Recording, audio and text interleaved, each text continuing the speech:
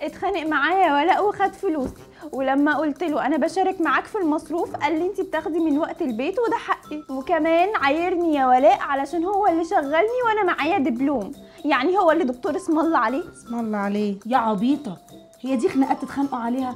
انت عرفيه غلطه بالراحه، انتوا مش منافسين لبعض، انتوا بتكملوا بعض وحاجه واحده. هنا القاهرة إلى ربات البيوت.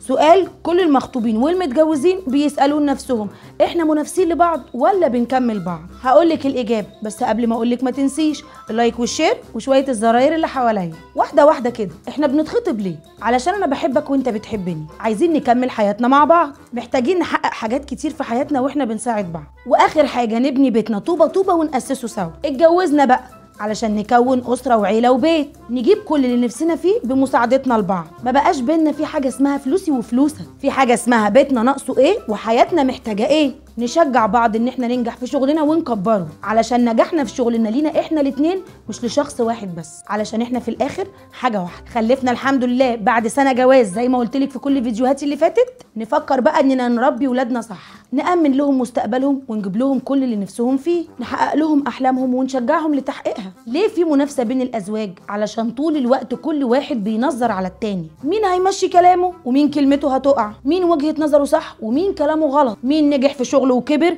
والتاني لسه ما عملش حاجة وواقف زي ما هو، ومين هيربي العيال علشان هو اللي هيربيهم صح، ولا مين هيتصرف معاهم غلط علشان في الاخر يقول ده تربيتك، ومين اللي هيعمل اللي هو عاوزه ومين اللي مش هيقدر. كل دي حاجات وتصرفات غلط، لاننا مش في حرب، احنا بنتشارك وبنتجوز علشان البيت يتبني على صح وبركه وخير ورزق واطفال سويه، وعلشان نبقى عايشين مرتاحين من غير مشاكل وخناقات وزعيق طول الوقت. يا ريت نهدى على بعض شويه ونتشارك كل حاجه تخص حياتنا ونحلها بالمشاركه مش بالصوت العالي. عمر الصوت العالي ما حل مشكله، العقل هو اللي بيحل المشاكل. يا ريت قبل ما ترتبطوا ببعض كل واحد يقعد مع نفسه ويشوف ايه اللي يقدر يديه للتاني، وحطوا في حساباتكم ان انت داخله تاسسي بيت مش داخله تنتقمي، وهو داخل يبتدي حياه جديده مش داخل ياخد طاره. حبوا وافهموا بعض كويس قبل ما تاخدوا الخطوه، علشان لما تاخدوا الخطوه ما تندموش عليها. وافتكروا دايما ان انتوا في الاخر حاجه واحده، بتكملوا بعض مش منافسين لبعض.